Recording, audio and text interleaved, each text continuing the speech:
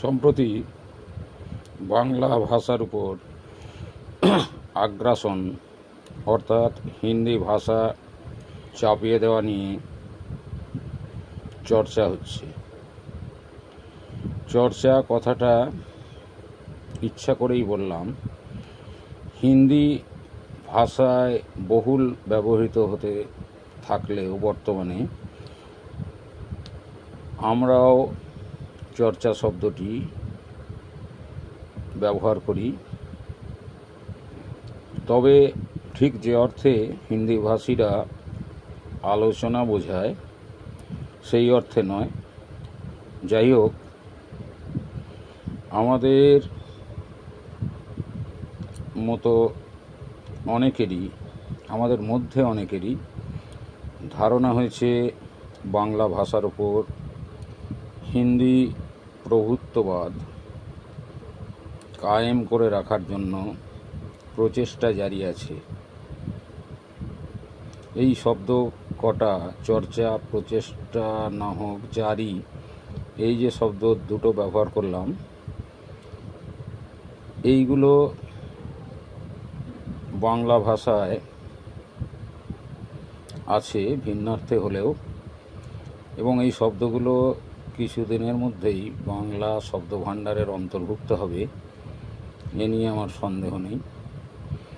এখন চর্যাপদের আমল থেকে আজ পর্যন্ত বাংলা ভাষা তার বর্তমান রূপে পৌঁছেছে সমৃদ্ধতর হতে হতে। বাংলা ভাষা আমাদের মাতৃভাষা, এটা শুধু নয়, পৃথিবীর অন্যতম বৃহৎ ভাষাগুলির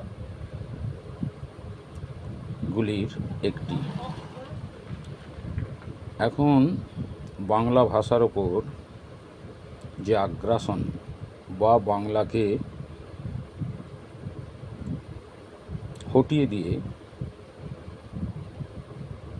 অন্য ভাষাকে বাঙালিদের ওপর জোর করে দেওয়ার যে চেষ্টা, এটা ছিল, বরাবরই ছিল। প্রায় 700 বছরের মুসলিম শাসনে এবং তারপর প্রায় 200 বছরের ইংরেজ শাসনে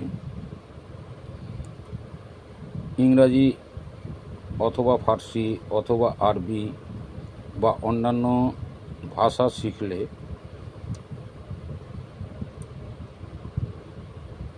জীবন জীবিকা নির্বাহে কিছু সুবিধা হবে,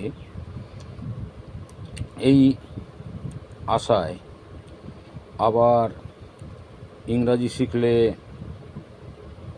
যাতে ওঠা যাবে, যারা ইংরাজি জানে না তাদেরকে হেয় করার চেষ্টায় সেই কলোনিয়াল হ্যাংওভার আমরা এখনও টেনে চলছি।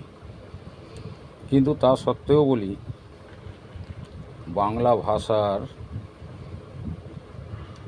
ভবিষ্যৎ মোটেই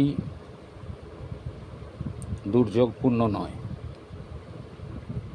বাংলা ভাষার ওপর হিন্দি বা যে কোনো ভাষার আগ্রাসন বা ভাষা চাপিয়ে দেওয়া প্রকৃত অর্থেই সম্ভব নয়।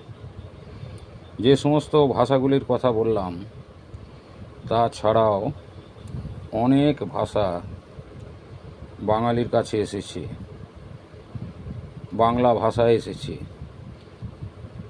বাংলা বা বাংলা ভাষীরা তার মধ্যে যে শব্দটির উপযুক্ত প্রতিশব্দ নেই বা অধিকতর সহজ কোনো বিকল্প আছে, শুধুমাত্র সেই শব্দগুলিকেই ভাষায় কয়েনেজ করেছে।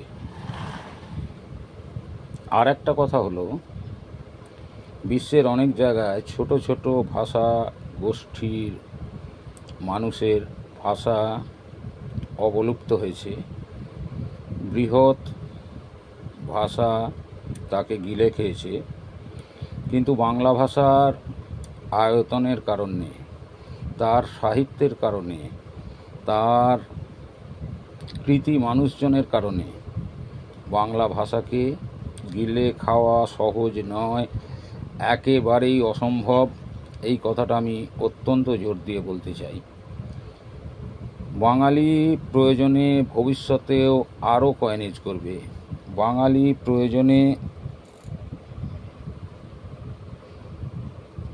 বাংলা ভাষার চলিত রূপটিকে বা প্রমিত রূপটিকে আবারও সংস্কার করবে, কিন্তু কখনো নিজের অস্তিত্ব বিসর্জন দেবে না, এটা আমার দৃঢ় বিশ্বাস। বাংলা ভাষার প্রবহমান ধারাটি নিরন্তর বয়ে যাবে, অবিরত বয়ে যাবে, চিরপ্রবাহিনী গঙ্গার মতোই। এটা আমার এবং অসংখ্য বাংলা প্রেমীর দৃঢ় বিশ্বাস।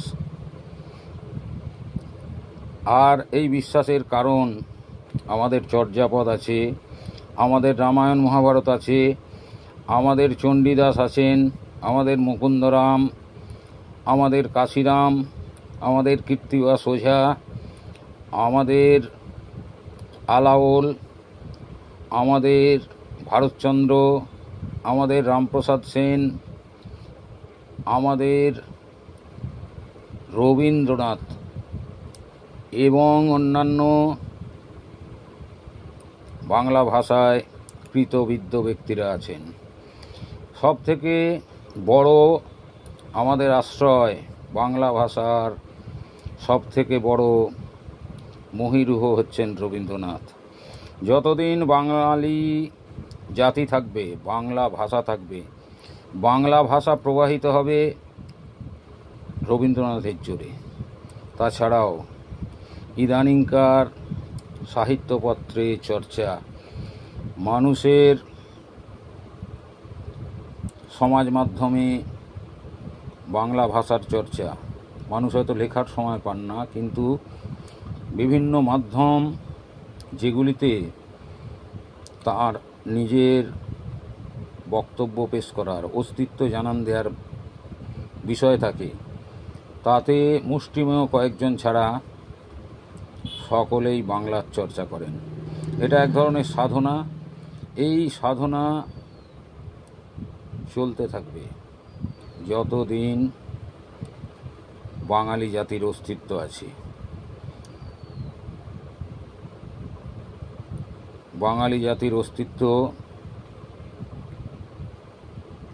কোনো